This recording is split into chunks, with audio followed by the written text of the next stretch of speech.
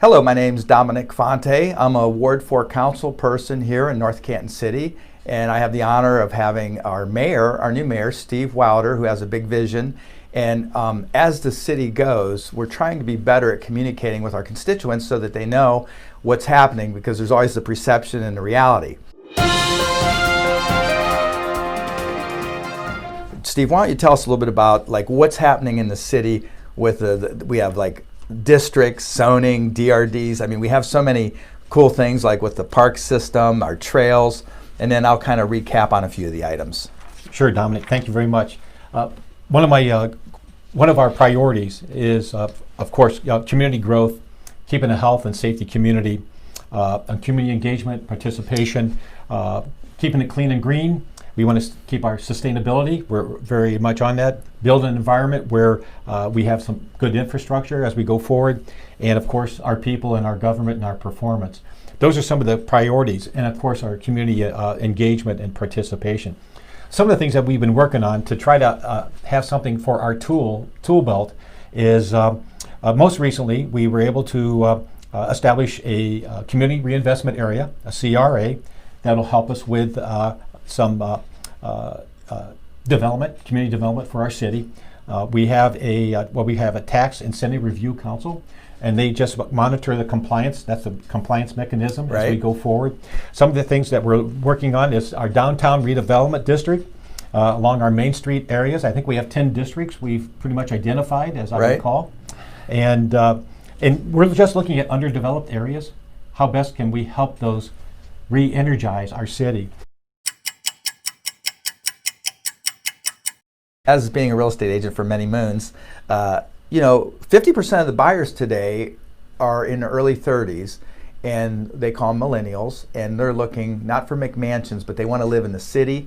They like the downtown vibe. So as we look beyond us and looking to the future, the shift that's about to happen, and we've been working on it for a while now, is all the districts downtown. So we want to create an architecture and a vibe so that when you have where Bitzer Park is, there's a lot of talk about losing some of the trees. Our hopes are to do as little as possible with the tree removal, but we're looking at tying that all into the downtown district. But at any rate, we're seeing a lot of movement here. There'll be 5 districts downtown. And so part of the land banking and part of all this is to really create that walkability and some cafes, maybe a coffee shop, and that night like Pav's ice cream, just to have nice spots and something to sustain the downtown so that you can walk your stroller, ride your bicycle. And we also have the Stark Parks. We're tying everything into the city and through the city so that we can go from north to south very conveniently. So you want to also check out Stark Trails and see how that correlates to our North Canton. We're trying to connect up the sidewalks better. Yes. So we have a plan now for the sidewalks, don't we? Sure.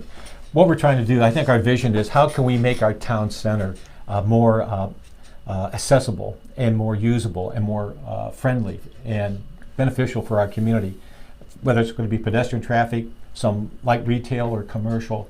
And so we have a wonderful town center. And just those things that you talked about, maybe we can have some coffee shops and cafes. We've had some talks with the Hoover, with the owners of the company from January and most recently in June. I'm still hopeful that that project can get going, but there again, it's owned by a private right. ownership.